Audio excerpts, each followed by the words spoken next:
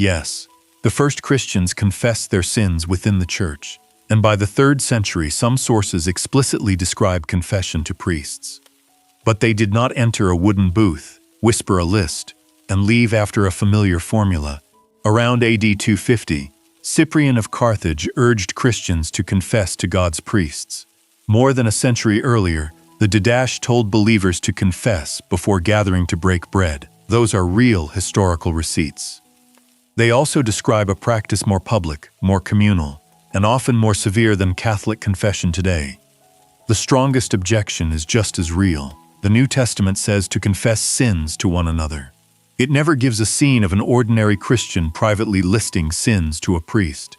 Jesus alone saves, and every believer can ask God directly for mercy. So did the Church preserve Christ's gift, or gradually place a human official where only God belongs? The answer requires 2 distinctions. The source of forgiveness is not the same as the minister through whom it is announced. And the essential structure of a sacrament is not the same as every historical form it later takes. Begin at the first threshold. Behind a locked door on Easter evening, the risen Jesus appears among frightened disciples. He speaks peace, shows them his wounds, and sends them as the Father sent him. Then he breathes the Holy Spirit upon them and says that the sins they forgive are forgiven, while the sins they retain are retained. For Catholics, this is the foundational commission behind sacramental absolution. The sequence matters. Christ sends. Christ gives the Spirit. Christ names forgiveness and retention. The authority is received, not invented. Yet the verse is not a complete instruction manual. It never describes where a confession happens, how much a penitent says, or what words a minister uses. Many Protestant interpreters connect the passage primarily to preaching the gospel, baptism, and church discipline. When the Church announces Christ faithfully, those who repent receive forgiveness, and those who reject him remain in sin. That interpretation sees something genuine in the text. John 20 is missionary and ecclesial. The Catholic claim is that its authority is not exhausted by preaching. If ministers must discern whether sins are forgiven or retained, the Church has understood that commission to include a real ministry of reconciliation. Only God can forgive sins in the ultimate sense. Catholics agree. A priest does not own mercy or produce grace from his personality. He acts only because the risen Christ chose to involve human ministers in a gift purchased by Christ alone. That pattern appears elsewhere. In Matthew, Jesus tells the disciples how to confront a member who sins, first privately, then with witnesses, then before the Church. The Church can bind and loose. This is community discipline, not a transcript from a confessional, but it shows that reconciliation has a visible ecclesial dimension. Paul calls himself an ambassador for Christ, entrusted with a ministry of reconciliation. God is the one reconciling the world through Christ, yet God makes an appeal through human messengers.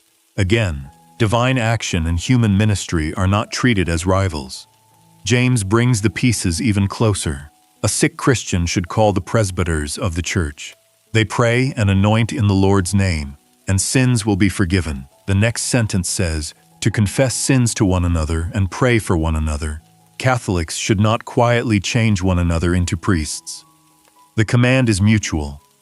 It supports a culture of truthful confession and intercession, while the nearby presbyters show that ordained ministry belongs to the same world of healing and forgiveness. The passage contributes to a pattern. It does not prove the entire later rite by itself.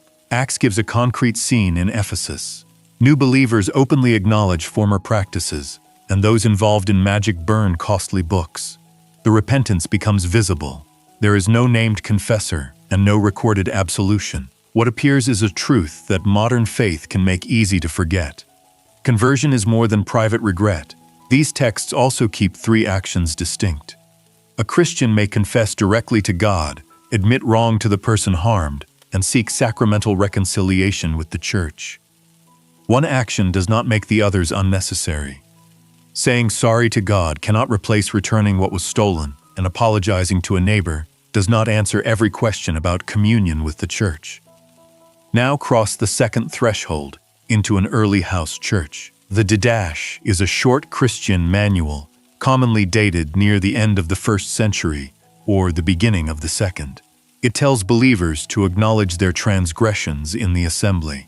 Later, it directs them to gather on the Lord's Day, break bread, and give thanks after confessing, so their offering may be pure. Anyone in conflict with another must first be reconciled. Imagine the room. Families and laborers arrive for the Eucharistic meal. One member has cheated another. Two neighbors have stopped speaking. The community cannot pretend that communion with Christ leaves those wounds untouched. Confession prepares the table because sin damages both the sinner and the body. But what exactly did they say, and to whom? The Didache does not tell us. It may describe a general acknowledgement, public admission, or a discipline known to its first readers. It does not identify a priest hearing a private list. It also does not treat repentance as a purely invisible conversation between the individual and God. This is where both popular stories begin to fail. The earliest evidence is not a straight corridor from an apostolic booth to a modern booth, nor is it a leap from private prayer to a medieval clerical invention. It is a triangle: the penitent, the church's ministry, and the gathered community. The Shepherd of Hermas, a widely read 2nd century Christian work, reveals how seriously some believers regarded grave sin after baptism. It speaks of a single opportunity for post-baptismal repentance. The language is severe because baptism was understood as a decisive break with the old life, and a return to grave sin threatened communion and salvation. This is not current Catholic discipline, and it was not the only ancient voice. It shows the problem early Christians were trying to solve. What happens when a baptized believer denies Christ, commits adultery, or gravely wounds another Christian? Can the fallen return, and who recognizes that return? Around AD 200, Tertullian describes a demanding public process called exomologesis. The penitent fasts, prays, mourns, bows before the presbyters, and asks the brothers and sisters to intercede. The details can sound harsh to modern ears. They make one fact difficult to deny. Repentance after baptism was a visible church matter involving presbyters and the congregation. Tertullian still does not give us today's individual confession. His focus is the public discipline that demonstrates repentance. The early church feared cheap reconciliation because grave sin could tear a small, persecuted community apart. At the same time, a discipline so demanding could leave a frightened sinner wondering whether there was any road home. Then persecution forced the question into the open. Under the Emperor Decius, Christians were ordered to sacrifice to the Roman gods. Some refused and suffered. Others sacrificed or obtained certificates claiming they had complied. When the pressure eased, many wanted to return to communion. In Carthage, Bishop Cyprian faced families divided by fear, shame, courage, and resentment. Those who had stood firm did not want betrayal treated as trivial. Those who had fallen feared permanent exclusion. Some sought quick readmission through influential confessors who had suffered for the faith. Cyprian resisted both merciless rejection and careless restoration. In his treatise, On the Lapsed, he praises people who disclose even guilty thoughts to God's priests, unburden their consciences, and seek healing. He then urges each sinner to confess, while confession and the remission made through the priests can still be received. That is explicit 3rd century evidence for confession to clergy. It predates a state-supported church and the medieval penitential system. The bishop and his priests do not merely watch a private apology to God.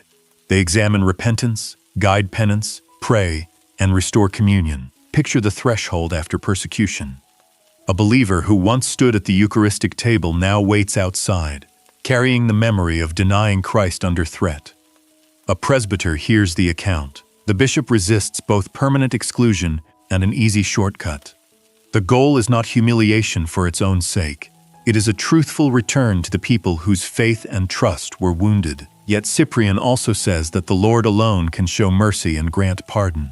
He does not see those claims as contradictions. God is the healer. The priest is a minister. God knows the heart. The church must still decide whether a person separated by grave public sin can return to the Eucharistic body. The historical picture is now clearer. The New Testament gives an apostolic commission concerning forgiveness and retention, joins reconciliation to church authority, and commands confession among believers. The Didache places confession before Eucharistic gathering. Tertullian shows penitence before presbyters and the community. Cyprian explicitly speaks of confession to priests and priestly reconciliation. So yes, early Christians confessed within a church led by bishops and presbyters, and by the middle of the 3rd century they could confess to clergy directly. But the process usually did not resemble a Saturday afternoon parish confession. For particularly grave sins, ancient penance could be public, lengthy, and available only rarely, sometimes once in a lifetime. The public element did not always mean every secret detail was announced to everyone. Practices varied by place and period, and the surviving sources leave gaps. During the 7th century, Irish missionaries helped spread a more private and repeatable discipline to continental Europe. Penance no longer always required years of public status before reconciliation. This opened the path toward the regular one-to-one practice familiar to Catholics today. A skeptic may call that change proof of invention. A Catholic sees development in discipline around a continuing structure: repentance, confession, ministerial judgment, satisfaction, absolution, and restoration to communion. History can establish continuity and change. It cannot by itself prove that Christ guarantees the Catholic interpretation. A Protestant can therefore grant the early evidence and still ask whether John 20 authorizes sacramental absolution rather than proclamation and discipline.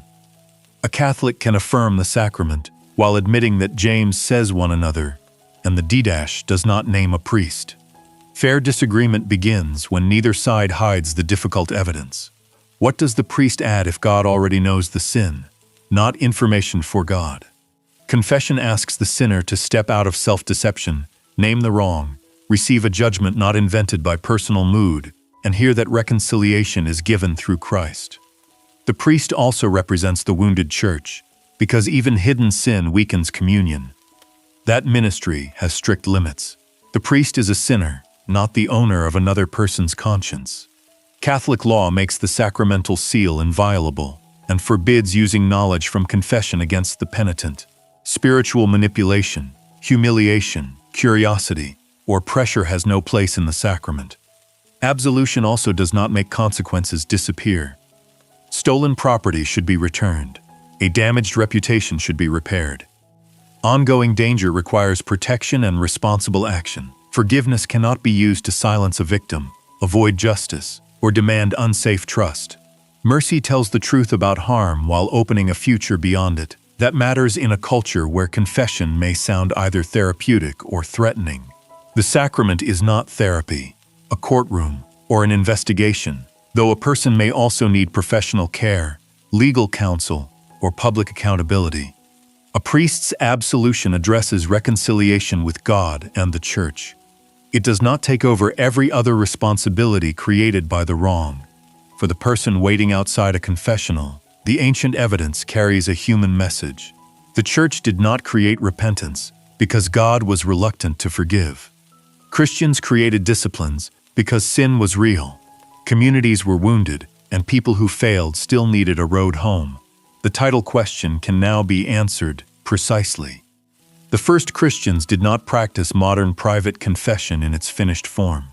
They did confess sins in the Church. They connected forgiveness with apostolic authority, presbyters, prayer, discipline, and Eucharistic communion. By AD 250, confession to God's priests is explicit.